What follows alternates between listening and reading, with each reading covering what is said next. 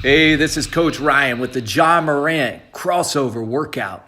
Today's crossover is all about misdirection. The basketball will go one way while our fake goes the other. There's a few skill ingredients that are very important. That's our timing in our fake, our footwork, our ball work, and our body work. We'll get to that in just a moment. First up is our misdirection crossover warm-up. You're going to move in the opposite direction of the ball, and you're going to repeat this pattern. You're going to go short jab step, long jab step, and then 2 steps away from the basketball. Remember, we move our footwork away from the ball, not towards it. Everything's in that misdirection format so that we're preparing our feet, our basketball, most importantly, our mind for moving in the opposite direction of the ball. Again, let me point at that pattern. You'll make a short jab to your right and your left, followed by a long jab to your right and left, and then lastly, that 2-step in each direction. I'm a big believer that practice doesn't make perfect. Perfect practice makes perfect. So let's focus on our first skill ingredient in breakdown drill. Timing is so crucial in the move. We want to time our jab just before the basketball gets to our free hand. A way to hold ourselves accountable is we put our hand behind our back. We execute our jab after the cross dribble and before the basketball gets to our free hand. So we cannot move our hand behind our back until that jab step is executed. Focused on that appropriate timing when that ball just before it gets to our free hand, that gives us the greatest advantage on our fake, and it also helps us with deception. Our next skill ingredient is the body shift. If you want to shift your defender, you have to shift your body with your fake as well in the Morant crossover.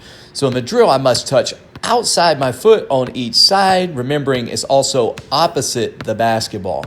Again, if you can shift your core, you can shift your defender.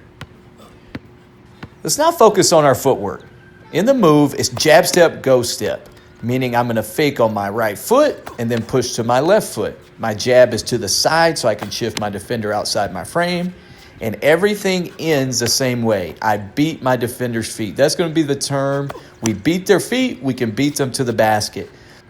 Notice that I'm not stepping to beat their feet, I am leaping. So it's not a first step, it's actually a leap.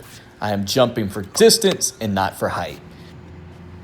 Another way to execute footwork in the move is with a cross body step. I'll execute this if I throw a longer jab. It helps me to stay on balance, and it's also a great way to protect your dribble on that first step, as you're able to shield it not just with your hand, but with your feet and your body.